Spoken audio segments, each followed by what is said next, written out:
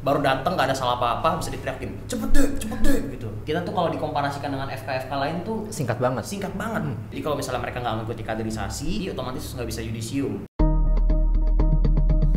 Kaderisasi di FK UNUD. Kegiatan yang ditujukan kepada mahasiswa baru ini menuai banyak pertanyaan. Apakah kaderisasi FK UNUD sudah menghapus unsur-unsur senioritas? Dan apakah kegiatan yang dapat diterima oleh mahasiswa baru? Simak penjelasannya dari Darpana Podcast episode 1, buka-bukaan tentang kaderisasi di FK UNUD.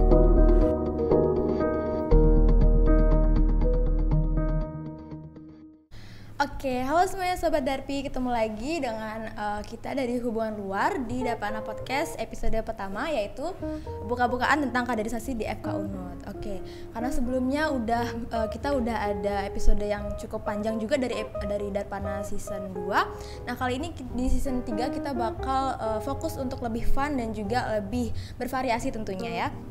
Oke, untuk selanjutnya aku bakal mau minta kenalan sama teman-teman di depan aku. Betulnya kayaknya aku belum kenalin diri ya. Mungkin teman-teman semua mungkin ada beberapa yang tahu, tapi kenalin dulu, aku Afifah dari Departemen Hubungan Luar yang kali ini akan menjadi moderator pada hari ini. Mungkin bisa perkenalan terlebih dahulu Kak ya, mungkin dari Kak Felix dari nama angkatan, prodi dan lain sebagainya. Oke, jadi kenalin, nama aku Felix Devanya Robajason Lubis, biasa dipanggil Felix. Dari Kampus Yana 2020, prodinya dari PSSK. Ya. Mungkin kakak pernah di BEM ya, kalau nggak salah tahun kemarin kan jadi BEM. Nah, Iya. terus aku mau nanya nih, jabatan di BEM-nya, terus departemen sama periode jabatan sama kabinetnya nih apa nih? Oke, untuk di BEM sendiri kemarin tuh aku sempat menjabat selama 2 periode ya. Yang pertama tuh sebagai staf departemen PSDM, pengembangan sumber daya manusia, pas zaman kabinet benahi bersama. Terus yang kedua itu sebagai kepala departemen kaderisasi di kabinet Cakrapara Mudita. Oke, jadi 2 periode berarti ya begitu. Iya, 2 periode. Oke, bisa lanjut ke Kak Boni?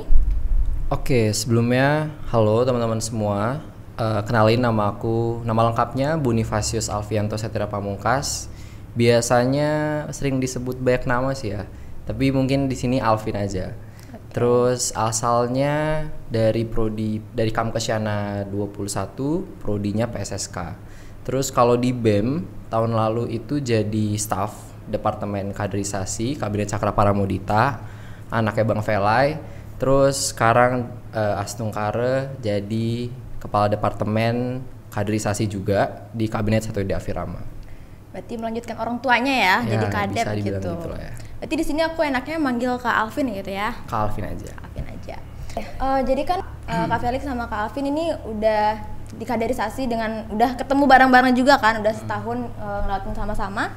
Terus aku mau nanya nih Kak, kenapa sih Kakak pilih kaderisasi? Kenapa harus departemen kaderisasi? Lalu terus kenapa kalian berdua pengen jadi kadep gitu? Apa nggak berat gitu? Mungkin dari Kak Felix dulu. Oke, kalau dari aku kan sebenarnya dulu berangkatnya dari PSDM ya. Jadi dulu tuh belum ada kaderisasi. Jadi pada zaman kabinet benahi bersama dan sebelum-sebelumnya itu namanya masih pengembangan sumber daya manusia. Nah, di sana sebenarnya awalnya jujur alasan pertama masuk itu ya karena ngelihat waktu itu mungkin SDFK dan BLML tuh keren gitu. Jadi kayak tertarik kan. Nah, di sana pelan-pelan dari ketertarikan itu berubah jadi karena melihat beberapa sistem yang mungkin menurutku masih bisa dikembangkan dan sebagainya. Jadi ya timbullah rasa penasaran dalam hati dan rasa pengen ambil andil lebih lah atau pengen berkontribusi. Makanya waktu itu coba magang dan akhirnya daftar jadi staf PSDM. Nah, udah jadi staf PSDM tuh. Waktu itu kadepnya kebetulan Kak Kenji juga, ketua BEM kemarin, Kabinet Cakrapara Mudita. Nah, kemudian Kak Kenji naik kan jadi ketua BEM. Nah, yang akhirnya membuka OR Kadep. Nah, di sana emang sebenarnya Kak Kenji dan Kak Trisa sempat nanya nih ke semua fungsionaris, apalagi kan kita kemarin aku stafnya nih, anaknya. Jadi emang ditanya, "Ayo OR Kadep."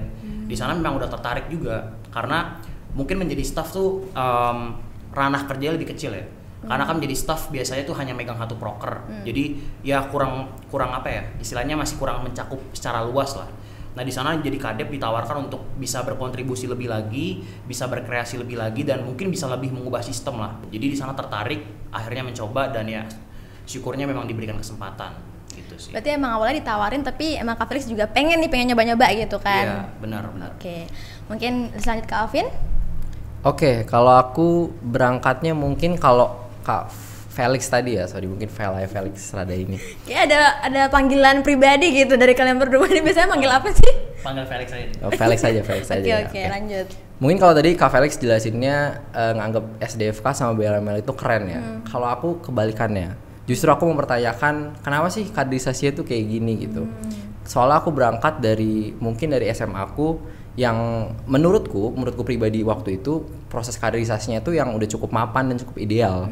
Karena mindsetnya yang diutamakan untuk dibentuk gitu, bukan dari sekedar hal-hal teknis aja. Terus juga sempat cerita-cerita sama teman dan sebagainya macamnya, dan istilahnya apa ya? Istilahnya banyak ngeluh lah gitu di kaderisasi yang udah aku alamin waktu tahun 2021 itu. Dan jujur waktu itu belum mau sih masuk BEM. Terus tapi kayak dekat-dekat magang, dekat-dekat OR BEM itu, terus ya udahlah dicoba aja gitu.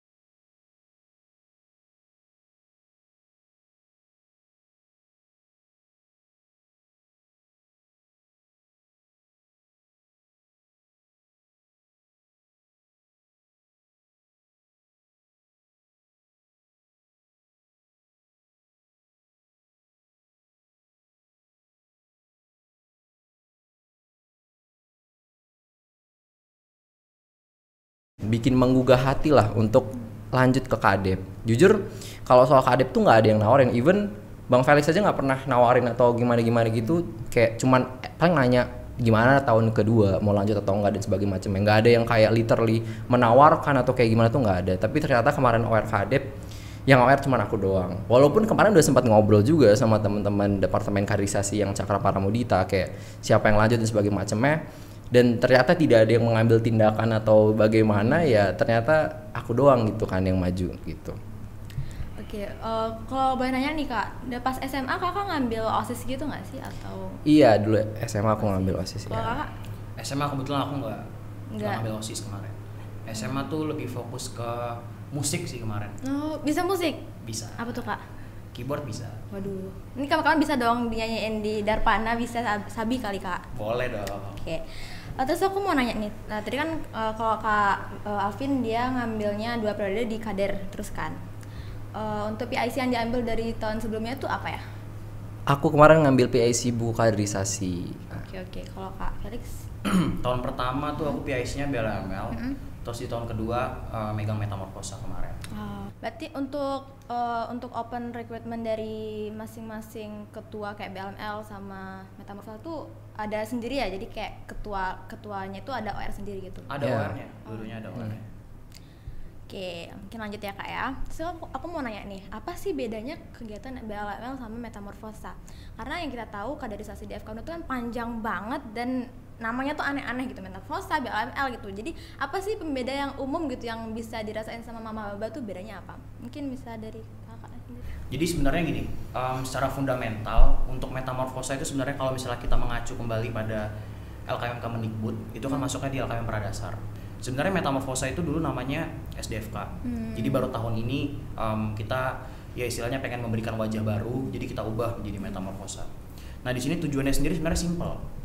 Kalau misalnya disebutkan dalam mungkin satu kalimat yang benar-benar singkat ya, kita bisa bilang untuk membentuk mahasiswa. Karena mungkin menjadi mahasiswa ya nggak secepat itu, nggak semudah itu. Ada beberapa hal yang memang mungkin ya perlu dikuasai dulu lah, misalnya mengenal kampusnya terlebih dahulu, mengetahui dan bisa mengimplementasikan Tridharma perguruan tinggi dan sebagainya.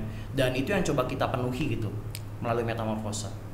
Kemudian mungkin dari segi panitianya, dari segi panitianya sendiri kita kan dari semester 5 ya, kemarin angkatan 2020, mungkin nextnya ini habisnya angkatannya Boni, angkatan 2021. Kemudian untuk Metamorfosa sendiri waktu pelaksanaannya 2 hari aja.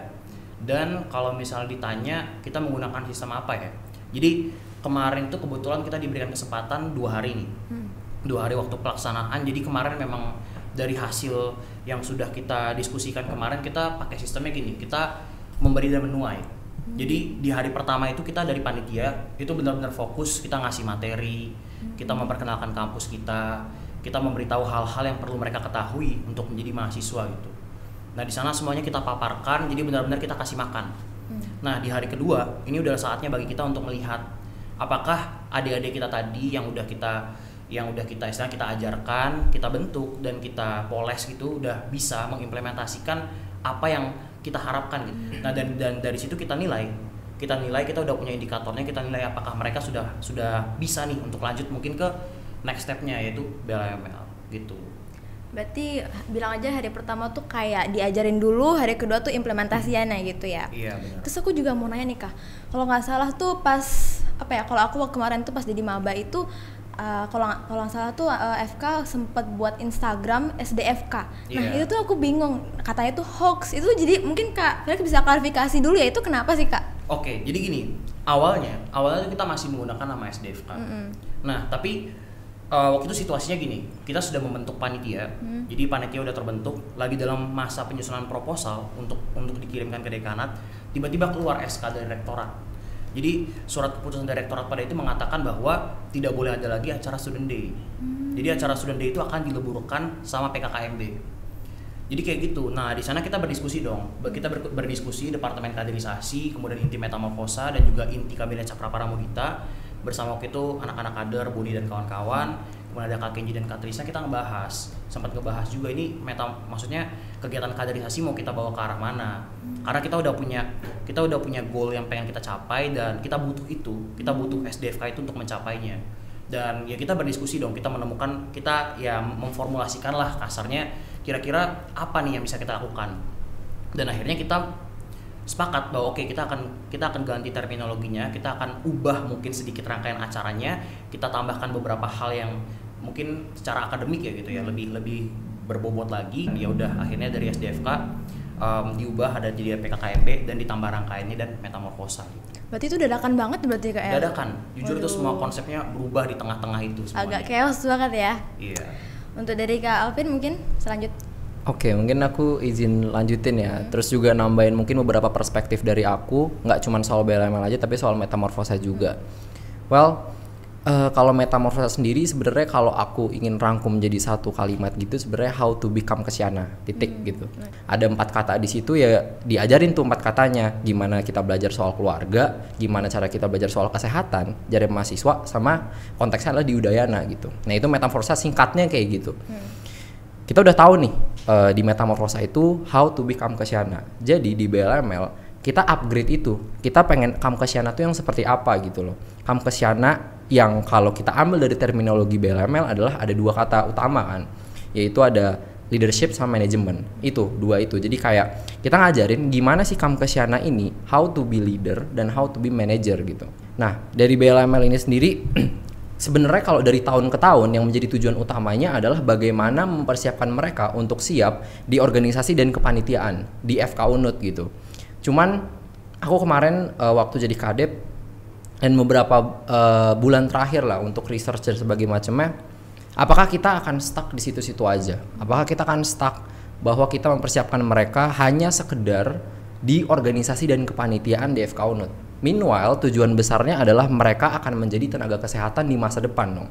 Jadi mulai tahun ini sih sebenarnya pengen dipertanyakan lagi status quo-nya dan dipertanyakan lagi standarnya. Apakah memang hanya untuk di target ini aja atau benar-benar kita mendidik mereka untuk menjadi seorang future leaders, bahasanya kayak gitu. Nah, dari sini sebenarnya kalau kita melihat yang kemarin, jujur untuk bahasanya, untuk sistem dan apapun yang sudah kemarin dilakukan di BLML itu sudah cukup mapan. Cuman memang ada beberapa hal yang masih dipertanyakan status quo-nya. Misalnya kayak apakah bentuk aksi harus seperti itu, harus harus turun ke jalan dan sebagainya macamnya. Apakah bentuk-bentuk seperti misalnya audiensi atau apapun yang kemarin itu dipertanyakan lah intinya. Nah, kalau yang kemarin memang kita kan BLML itu ada 6 hari kan habis Metamorfosa dan ada jeda sekitar berapa ya? Seminggu sampai 2 minggu kalau nggak salah dari situ. Nah di BLML ini kalau yang kemarin memang kita fokuskan bagaimana mempersiapkan mereka ke organisasi dan kepanitiaan di FK Unut. Implikasinya adalah apapun yang kita ajarkan kemarin itu memang bertujuan ke arah sana. Contoh misalnya kayak simulasi proker, ya kan? Simulasi proker, kemudian juga materi-materi yang kita berikan memang untuk mempersiapkan mereka di organisasi dan kepanitiaan. Karena bercermin dari yang tahun sebelumnya di tahun 2021, kita nggak diajarin soal sistem organisasi dan kepanitiaan di FK Unut. Di materinya secara khusus tuh nggak ada. Makanya kemarin diadain gitu. Aku mungkin sambil bahasanya nambah-nambahin poin soal kekurangan kaderisasi nggak apa-apa kan ya? Boleh. Karena gini, kita tuh kadang terjebak kaderisasi itu based on asumsi aja. Kita terjebak bahwa kaderisasi itu nggak berdasarkan data dan nggak berdasarkan sesuatu yang kita sebut sebagai keilmuan gitu. Kita terjebak dalam kaderisasi yang based on tradisi aja dan ya based on asumsi aja. Well, nggak semuanya buruk kok. Misalnya kayak tradisi kita adalah mendidik seorang dokter atau mendidik seorang tenaga kesehatan yang 5S dan sebagainya macamnya. Itu bagus gitu. Cuman kita pertanyakan lagi, apakah memang itu relevan untuk kita jalanin sekarang gitu. Nah, oke, balik lagi ya ke BLML. BLML 6 hari, terus untuk materinya sama sebenarnya kayak yang metamorfosa itu kita menabur dan menuai juga, karena di day 1 sama day 2 kan kita fokus ke materi, terus day 3, 4, 5, 6 kita fokus bagaimana si Kamkesiana ini, calon Kamkesiana itu mereka mengimplementasikan segala ilmu yang sudah diterima di day 1 sampai day 2. Kita fokus pertama bagaimana untuk mengembangkan diri mereka dulu, which is kemarin diajarin self actualization, terus juga public speaking, apapun itu. Yang kedua, bagaimana mereka mengembangkan komunitasnya dan organisasi dan sebagainya macamnya, which is itu kita ajarin soal administrasi sekretariat, bendahara, terus juga kita ajarin berpikir kreatif dan inovatif organisasi dan sebagainya lah. Jadi dibagi atas 2 ranah. Jadi ranah yang pertama diri sendiri dan kemudian untuk ranah komunitas itu. Dan yang kita fokuskan lagi di BLML dan menjadi pembeda di Metamorfosa adalah kita fokus banget soal mentoring, which is caranya adalah lewat fasilitator. Makanya kalau misalnya kalian sadar, fasilitator di Metamorfosa sama BLML istilahnya beda banget lah role-nya gitu kan. Secara mungkin kayak dari luarnya maupun dalamnya tuh beda lah. Kalau di BLML memang kita fokusnya bagaimana si fasilitator ini tuh bisa reach ke setiap personalnya, dan kita tahu bahwa setiap pribadi, setiap individu yang dikembangkan di BLML itu tuh bisa nyampe di standar yang kita pengen gitu. Cuman kemarin memang karena alhamdulillah ya fasilitator tuh asik-asik ya nggak sih? Iya, benar-benar.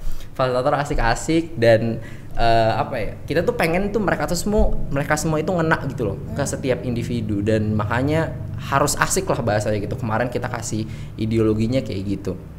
Dan outputnya itu kita juga dapatkan dari, kalau kalian tahu nanti kalau misalnya kalian ada yang mau jadi fasilitator, mereka tuh punya worksheetnya itu isinya perkembangan setiap minggu dari kelompoknya, dan itu istilahnya dirangkum lah sama koordinator sama wakil koordinatornya.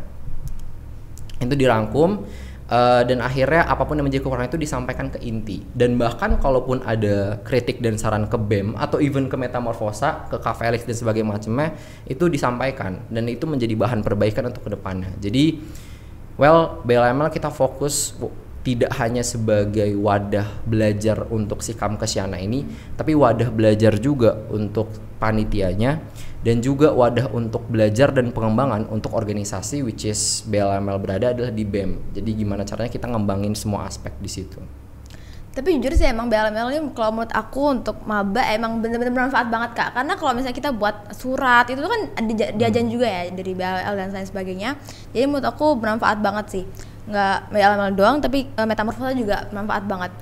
Oh ya, BTW kalau nggak salah baru banget nih BLML menang Best Kaderisasi di ISMKI ya. Tepuk tangan dulu guys. Oke, kalau nggak salah ke Aceh ya Kak ya? Ya, ke Aceh. Berapa hari tuh? Kemarin aku ke Aceh 6 hari 5 malam. Sama Kak Mira nggak sih? Sama Kak Mira. Itu berdua doang?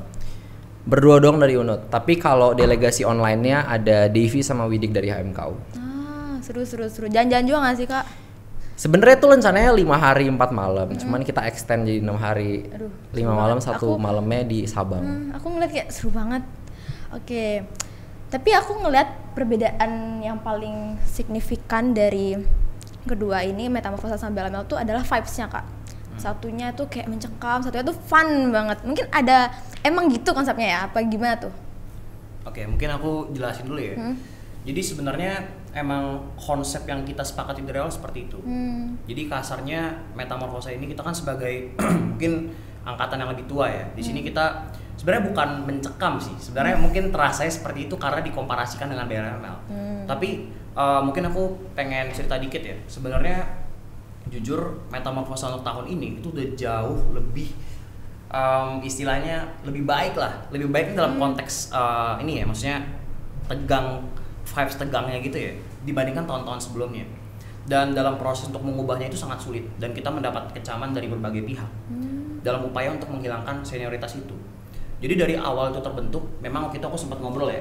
Kita bertiga, waktu itu aku, Kak Kenji dan Boni, kita udah sempat ngobrol. Dan di sana memang udah sepakat. Oke, BLML akan tetap dengan vibes-nya yang fun, Metamorphosa akan tetap mempertahankan, tapi dengan syarat mengubah beberapa hal yang tidak esensial. Mungkin teman-teman kalau misalnya bertanya-tanya zaman dulu tuh SDFK seperti apa, mungkin bisa ditanya sama kakak-kakaknya gitu. Dan mungkin di sini ada kakak-kakak FK 19 nih, mungkin tahu ya dulu gimana SDFK-nya. Diceritain lah sama Kak Kenji, mungkin ada Kak Nyoman di atas, Kak Hillary dan sebagainya. Dan ternyata yang bikin menarik itu adalah ternyata Kak Hillary, Kak Nyoman dan Kak Kenji adalah sosok-sosok yang ketika menjadi mahasiswa baru itu adalah yang menentang proses SDFK tersebut. Karena pada zaman itu bisa dibilang terlalu berlebihan lah. Vibes yang diterapkan, kemudian perlakuannya itu sangat berlebihan. Misalnya kasarnya ketika mahasiswa baru masuk nih, baru datang nggak ada salah apa-apa bisa diteriakin cepet deh gitu. Atau misalnya kayak yang nggak ada salah lah diteriak-teriakin gitu. Dan itu konteksnya semua panitia bisa teriak. Jadi sepanjang jalan mahasiswa baru jalan diteriak-teriakin gitu. Kemudian banyak sekali mungkin hal-hal penugasan yang mungkin dulu tidak relevan banget gitu. Kayak misalnya senam. Jadi bisa bayangin mahasiswa barunya disuruh ngafalin senam dan disuruh coret di kertas.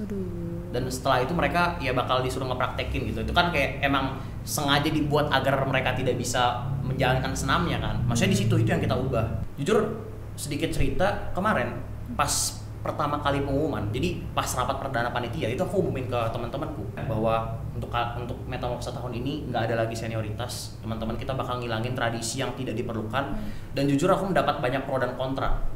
Jadi banyak banget mungkin teman-temanku yang nge-PC atau ngajak diskusi kayak kalau kayak gini ntar gimana mabanya gitu. Pasti banyak problem lah, mungkin ntar yang nggak bisa diatur dan sebagainya, gimana caranya. Kita coba temukan sistem baru yang kita rasa mungkin bisa lebih efektif lah tanpa melibatkan senioritas. Yaitu kita ciptakan dua. Yang pertama itu adalah level of treatment dan yang kedua itu adalah SOP. Nah yang pertama misalnya kita bicara terkait level of treatment. Jadi level of treatment itu kasarnya itu adalah sebuah rules, sebuah peraturan yang secara spesifik tuh mengatur perilaku panitia di setiap kegiatan. Misalnya contoh pas pembukaan, panitia tuh boleh ngapain aja. Misalnya panitia tuh tidak boleh berteriak, panitia tidak boleh berbicara kepada mahasiswa baru, panitia tidak boleh misalnya berbicara kasar dan sebagainya, semua itu diatur di situ. Nah, yang kedua ini adalah SOP. Jadi SOP ini yang mengatur panitia dalam proses pelaksanaannya. Misalnya panitia tidak boleh datang terlambat. Kalau misalnya datang terlambat dari 15 menit, konsekuensinya apa? Kalau misalnya panitia salah kostum, konsekuensinya apa? Cuman mungkin ya dalam pelaksanaannya mungkin masih terasa sedikit menegangkan ya untuk teman-teman mahasiswa baru ya. Lanjut nih, kan kita mungkin teman-teman sendiri udah sering dengar nih kayak tentang berita-berita atau di viral-viral di sosial media dan sebagainya itu tentang universitas yang kaderisasinya itu senioritas gitu, ada unsur-unsur senioritas dan juga ospeknya tuh nggak ramah gitu terhadap maba gitu. Mungkin ada beberapa potongan video dari video media sosial yang kayak cuttingnya marah-marah gitu. Kalau aku nanya nih dari kakak sendiri, apakah dari FK Unut sendiri itu kaderisasinya udah terbebas dari hal-hal tersebut dan bagaimana tanggapan kakak atas hal itu gitu? Oke, kalau dari aku sebenarnya gini, kalau misalnya kita bicara dunia kesehatan itu sebenarnya ya mirisnya sebenarnya aku bisa bilang senioritas sudah hal yang lumrah, wajar. Mungkin Boni juga kemarin udah sempat berangkat ke acara SMKI, tahun lalu juga aku berangkat dan ketemu dengan teman-teman FK se-Indonesia dan kita memang bicara kaderisasi dan ya mereka menganggap hal itu adalah hal yang normal. Cuman mungkin aku pengen bahas sedikit ya, kenapa sih senioritas itu sangat lumrah di kaderisasi khususnya di Indonesia apalagi di dunia kesehatan. Sebenarnya aku bersyukur sih karena mungkin ada beberapa kampus dan juga beberapa mungkin istilahnya perusahaan yang udah nggak terlalu menganut sistem itu secara mentah-mentah, maksudnya udah dipoles, diubah sedikit demi sedikit dan perlahan-lahan kita menuju ke arah progresif, dimana kita menghilangkan tradisi-tradisi yang menurut kita udah nggak esensial lagi. Jadi bukan berarti kita pengen menghapuskan tradisi, tapi hal-hal yang menurut kita udah nggak esensial ya lebih baik kita hilangkan dan kita ganti dengan hal yang lebih bermanfaat. Mungkin gitu sih dari perspektifku. Kalau dari Kak Boni? Oke, tadi pertanyaannya apakah F-Count sudah bebas gitu kan ya? Mungkin kalau dari aku pribadi, pertanggungjawabannya adalah kalau di Metamorfosa 2022 dan BLML 2022, objectively sudah bebas sih harusnya. Karena memang kita mendidik bahasanya teman-teman panitia dan juga gimana caranya mereka untuk bisa respect ke teman-teman peserta lah gitu bahasanya. Jadi, kalaupun ditanyakan apakah sudah bebas dari senioritas, Astungkara sudah bebas sih. Cuman mungkin ya tadi udah dibilangin sama Kak Felix ya, even di kampus-kampus lain, even di FK lain, ataupun di berbagai lembaga lain lah bahasanya, itu senioritas menjadi hal yang sangat lumrah gitu.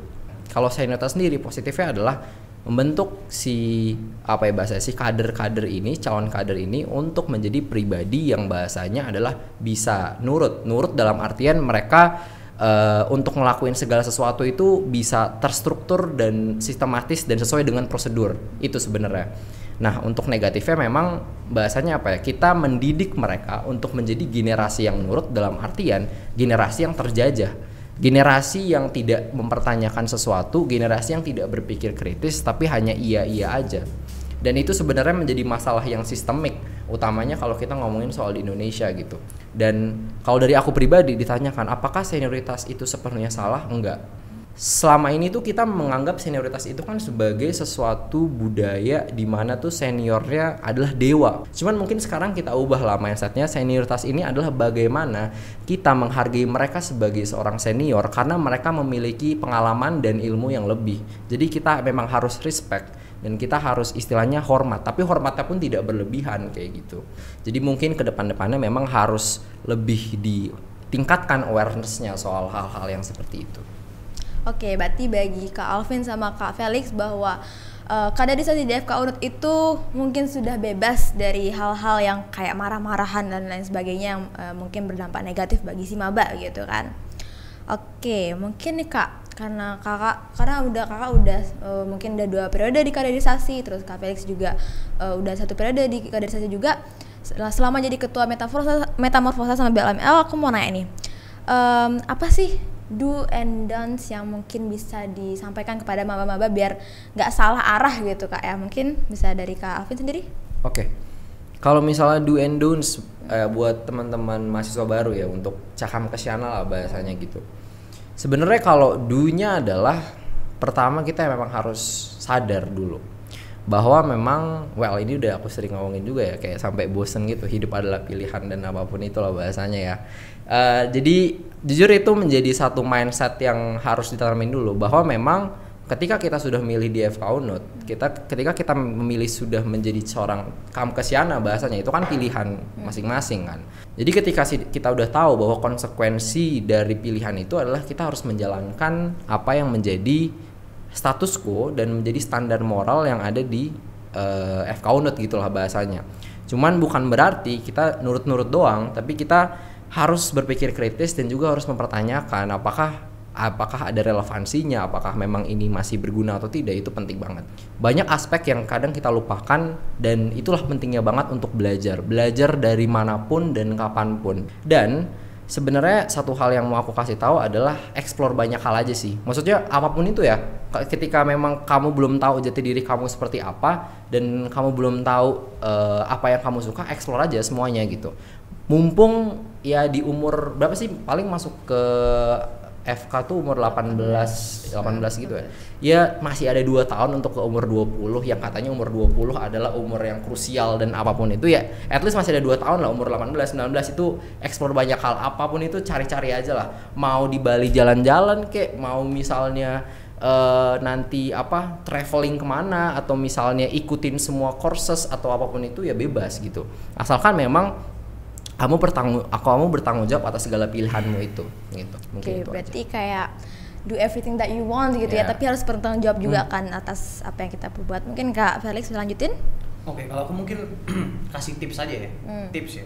Jadi kadang-kadang menurutku anak-anak, maksudnya mahasiswa, calon kamkesyana atau bahkan kamkesyana di Unut ini, kita bingung mau melakukan apa. Dan pada akhirnya yang kita rasakan adalah ke temanku ikut ini, aku ikut juga, atau mungkin dia ikut ini, aku ikut juga, FOMO lah. Dan mungkin satu hal yang pengen aku bilang ya, mungkin pelajaran yang sangat aku dapatkan selama aku di unitnya adalah mungkin jalan dan waktu tiap orang tuh beda-beda sih. Dan yang perlu kalian lakukan adalah ya udah jalanin dengan sepakat, bertanggung jawab dan sebaik mungkin gitu. Apapun itu hasilnya ya udah terima aja dan percaya aja one day ya kamu bakal menuai apa yang udah kamu tabur gitu. Jadi do your best aja sih kalau dari aku. Singkat aja. Iya bener banget sih, karena emang dari lingkungan aku sendiri tuh kayak teman-teman aku tuh mungkin ada banyak yang FOMO, pengen ikut organisasi ini, pengen ikut kepanitiaan ini, tapi tuh akhirnya malah dia yang kayak kecapean sendiri, yang males sendiri gitu kan. Jadi efek negatif juga buat dia. Oke, mungkin karena pertanyaan kita mungkin udah habis, tapi ini Kak, ada satu pertanyaan dari followers kita di Darpana FK Unut, tapi kayaknya si yang nanya ini nggak mau dikasih tahu namanya, jadi katanya pengen anon aja deh. Oke, jadi pertanyaan kayak gini, kenapa sih proses kaderisasi itu sangat lama dan tahapannya itu panjang banget? Bagaimana sih cara mengatasi mahasiswa yang tidak mengikuti proses kaderisasi dengan baik semestinya? Mungkin bisa dijawab, terserah kakaknya. Oke, mungkin dari aku dulu ya Bon. Kalau ngomongin kenapa proses kaderisasi sangat lama, sebenarnya sangat lama ini kan cukup subjektif ya, tapi mungkin kalau kita ngomongin FK Unut ada metamorfosa 2 hari dan BLML 6 hari itu sebenarnya aku bisa bilang kita tuh kalau dikomparasikan dengan FK lain tuh Singkat banget. Nih kalau di Warma Dewa itu kalau nggak salah tuh 1 tahun. Kemudian di UB tuh bisa sampai Ya 9 bulan. 9 bulan. Kemudian apalagi ya yang lama ya? Undip juga cukup lama. Jadi bahkan beberapa kampus besar itu kaderisasinya jauh lebih lama. Tapi kalau misalnya dikatakan kenapa kita lama, sebenarnya aku bisa kasih basis datanya. Jadi kalau misalnya kita ngomongin metamorfosa dan juga BLML itu yang diatur di LKM Pradasar dan Dasar itu ada di Kemendikbud. Nah sebenarnya di LKM Kemendikbud itu udah diatur. Untuk Pradasar itu kalau aku nggak salah tuh 27 jam waktunya yang harus diadakan. Jadi mahasiswa baru itu harus mengikuti kegiatan selama 27 jam. Dan untuk Dasar itu kalau nggak salah nih ya 39 jam kalau nggak salah. Jadi memang udah diatur dan itu kita sesuaikan dengan beberapa sistem yang kayak tadi dari demand dari dekanat dan juga kebutuhan dari mahasiswa. Makanya di sini sedikit fleksibel lah. Sebenarnya dengan baik tuh mungkin dia nggak mau ngikutin prosesnya atau mungkin tidak mengerjakan tugas dan sebagainya. Sebenarnya kita udah kita emang udah merancang sistem sedemikian rupa bagaimana caranya kita tuh tetap bisa untuk meninjau sekaligus melihat perkembangan dari mahasiswa baru itu. Jadi makanya tadi mungkin kalau di BLML ada fasilitator yang pertama, di metamorfosa itu ada dampok. Ya jadi di situ memang itu adalah orang terdekat yang bisa mengawasi mereka secara langsung dan bakal kontak mereka secara langsung kalau misalnya mereka melanggar atau tidak mengikuti proses kaderisasi dengan baik. Nah itu yang pertama. Nah terus yang kedua, mungkin ini di FK Unut ya, spesialnya adalah kaderisasi itu harus kalian ikuti. Nah sebelum kalian bisa mengikuti organisasi. Dan organisasi itu kan masuk ke dalam salah satu syarat yudisium, ada SKP organisasi. Jadi kalau misalnya mereka nggak mengikuti kaderisasi, otomatis nggak bisa ngikutin organisasi, otomatis nggak bisa yudisium. Jadi sebenarnya itu adalah satu peraturan yang menurutku ya untungnya Unut adalah bisa ada itu. Jadi kayak mahasiswa barunya juga nggak berani tidak mengikuti kaderisasi dengan baik. Tapi sebenarnya bukan, menurutku itu juga hal yang nggak terlalu positif karena istilahnya kita mengekang. Tapi gimana sih caranya biar kita bisa membuat mahasiswa baru ini mengikuti dengan baik secara sistemik. Jadi kita ada beberapa hal. Tadi yang pertama dampok, terus yang kedua kita juga ada peraturan-peraturan kayak misalnya konsekuensi kita jelaskan, dan itu tidak kita tuliskan aja dalam bentuk kertas gitu kita kasih, oh nanti kalau kalian nggak gini kalian gini, enggak gitu. Kita jelaskan benefitnya apa dong. Kalau misalnya kalian nggak ngikutin ini, ntar kalian nggak bisa begini. Kalian nggak ngerti PKM misalnya kalau nggak ikut, atau ntar kalau kalian nggak ikutin BLML kalian bingung di kepanitiaannya bagaimana. Kalian nggak bisa buat motlet, nggak bisa buat CV, terus kalian nggak bisa apply ya, dan sebagainya. Jadi kalian harus ikut gitu. Jadi itu adalah mungkin beberapa upaya dari perspektifku yang sudah kita lakukan untuk ya bisa membuat mahasiswa baru itu mengikuti kaderisasi dengan baik gitu. Dari Kak Alvin ada tambahan? Oke, kalau dari aku dikit aja sih. Sebenarnya benar tadi kalau dibilang itu lama atau enggak tuh subjektif banget lah bahasanya. Dan itu asumsi aja sih sebenarnya, karena kalaupun kita membandingkan secara objektif dengan kampus lain, kita sudah termasuk yang sangat progresif dari sisi konten maupun dari sisi durasi lah bahasanya gitu. Jadi aku kurang setuju sih kalau misalnya dibilangnya sangat lama gitu. Terus kalau misalnya dari sisi yang mahasiswa yang tidak mengikuti secara baik ya, Itu sebenarnya kalau dari yang udah dijelasin tadi sama Kak Felix itu adalah both dari sisi sanksi dan kemudian dari sisi preventif lah, bahasanya kayak gitu. Dari preventif dan juga kuratif. Nah, untuk yang preventif ini sendiri gimana caranya kita ngejelasin di awal kayak ini benar-benar esensial dalam artian dua hal ya. Satu, yang pertama kamu dapetin manfaatnya, benefitnya secara soft skill dan sebagainya macamnya. Esensial yang kedua, kalau kamu nggak ngikutin ini, kamu nggak bisa dapetin SKP, nggak lulus gitu. Dan dari situ sebenarnya kalaupun misalnya nanti ada teman-teman yang nggak setuju dengan proses kaderisasi, jujur kalau aku dari BLML kemarin tuh sangat-sangat terbuka, karena memang ada beberapa yang mengundurkan diri dan sebagainya macamnya. Terus aku jelaskan dulu bahwa kalau kamu nggak ikut ini, impactnya ini dan sebagainya macamnya, dan apapun itu memang ada beberapa yang menerima konsekuensinya dan ada beberapa yang mengubah pikirannya gitu. Oke, berarti emang kaderisasi FK itu emang udah ada standarnya gitu ya. Dan juga emang untuk yudisium itu emang wajib untuk kaderisasi gitu ya. Oke. Karena ternyata poin-poin kita udah terbahas sepenuhnya nih Kak ya. Kayaknya seru banget sebenarnya ini untuk ngobrol lebih lanjut tentang kaderisasi FK Unmul. Tapi yaudah nggak apa, mungkin lain kali mungkin teman-teman bisa kontak Kakak untuk tanya pertanyaan tentang kaderisasi lewat mana nih Kak? Bebas lewat Instagram, Line. Instagramnya apa Kakak Felix? @zrjl_felix. Di fallback nggak? Fallback. Oh, fallback ya. Oke, nanti aku follow, awas nggak di fallback loh. Untuk Kak Alvin, Instagramnya? @bonifasius_alvin. Kalau mau di fallback tulis bio Kamkesyana dulu. Aduh, Kamkesyana 22 gitu Kak ya. Oke, mungkin itu aja dari podcast kita pada hari ini. Aku juga mau ngasih tahu buat teman-teman yang punya pertanyaan untuk narasumber berikutnya atau punya manifest untuk episode berikutnya, bisa langsung aja cek di bio @darpana FK Unmul, dan di sana udah ada lengkap dari contact person dan juga dari Google Form yang akan kita bacakan di podcast selanjutnya begitu. Mungkin itu aja dari kita dan sampai jumpa.